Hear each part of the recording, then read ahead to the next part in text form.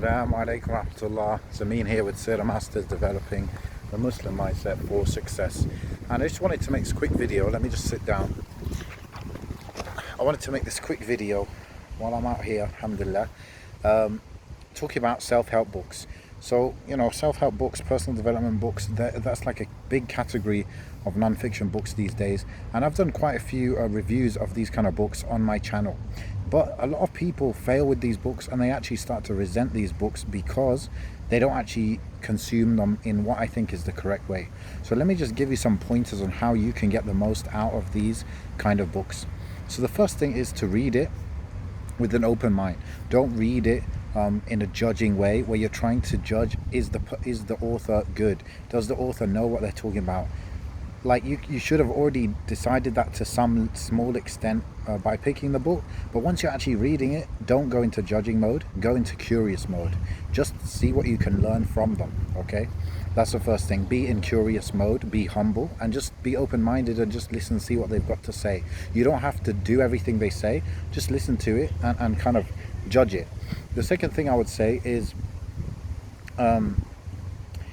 to take it as an opinion, right? So just because they might be amazing at XYZ, it doesn't mean you have to do every single thing they're saying in the book. Again, don't be defensive, just listen and just see what they've got to say, see their points, their reasons for why they're recommending these things, and then literally you can take or leave it, really. If you're convinced, then take it. If you're not, then leave it. You might take some things from the book and not take other things from the book. Like, it's completely fine. It's somebody's opinion. It might be based on loads of experience, it may not be. But if it's based on some experience and it's maybe the book's been recommended to you, then it might be something you want to take on board. So again, you don't need to be too concerned about, I don't want to do everything they're saying. Just read the book and see what they've got to offer, and from there you can kind of decide, right? At the end of the book you can kind of come to a conclusion. What do I want to do? What do I want to take? And what am I not really convinced with? So that's another thing. The third thing, and the biggest thing I would say, is to actually take action, actually implement. So if you actually read books that are recommended and you read some of the best, most well-known books, you're going to have points that you should be implementing. You're going to have points that you are convinced of. And so you should go and implement them, right?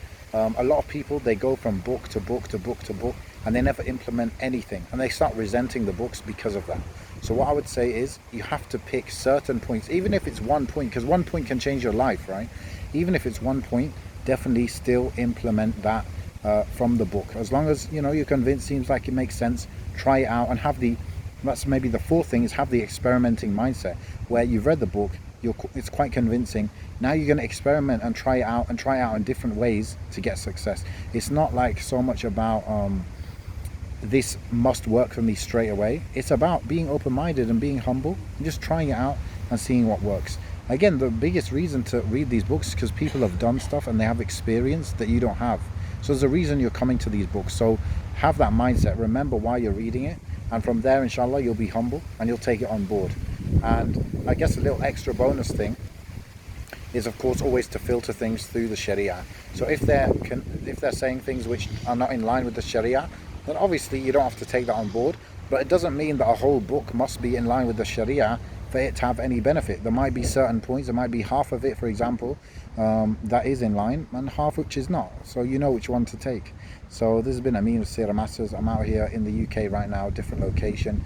Inshallah, more videos coming soon. Assalamu alaikum rahmatullah. Actually, check out my podcast. We've actually been regular with the podcast, so check it out. It's called Mind Heist. Just search that on your podcast player. Assalamu alaikum wa rahmatullah.